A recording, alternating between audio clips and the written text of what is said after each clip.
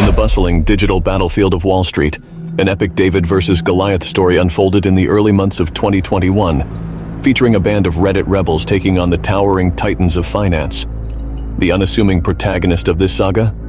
A struggling video game retailer named GameStop. Picture this.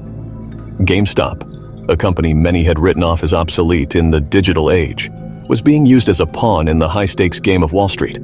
Big hedge funds like Melvin Capital were shorting the stock, betting on its value to plummet, potentially making them millions.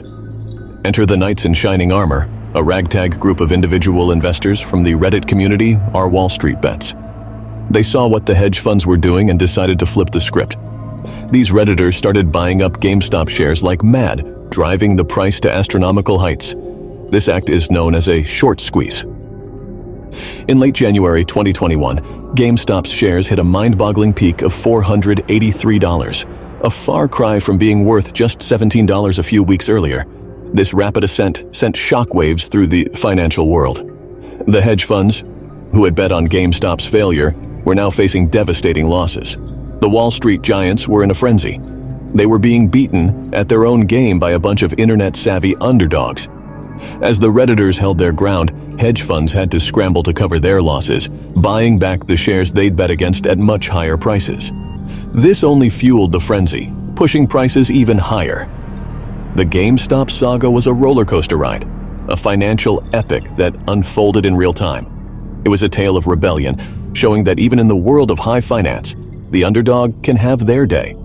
It became a symbol of the power of collective action in the digital age, leaving the world eagerly watching for what the Reddit renegades would do next. Let's delve a bit deeper into the details of this financial saga. In Wall Street terminology, short selling means that you borrow shares of a stock from a broker and sell them immediately at their current price. The goal is to buy the stock back at a lower price, return the borrowed shares, and pocket the difference. However, this presents a risk. If the stock's price goes up instead of down, you'll have to buy it back at a higher price, resulting in a loss.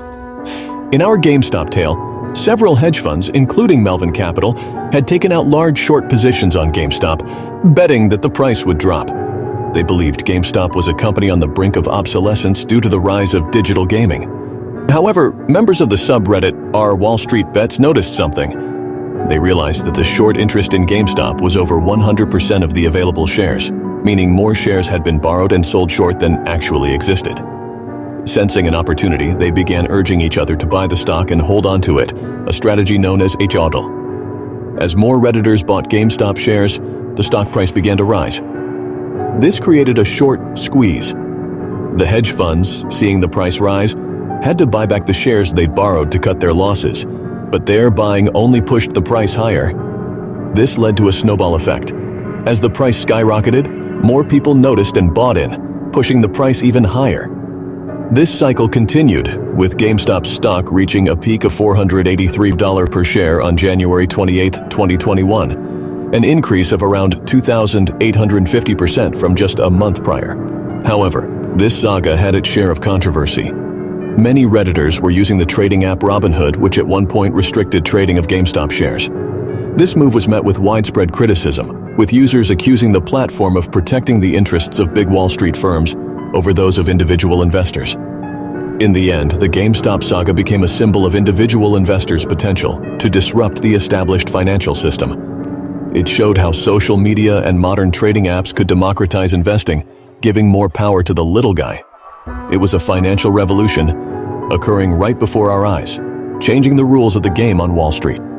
All right, folks, that's the end of our financial roller coaster for today. If you enjoyed this wild ride through the GameStop saga and want to join us for more thrilling adventures, do us a solid and smash that like button. It's easier than making a Wall Street hedge fund sweat, trust me.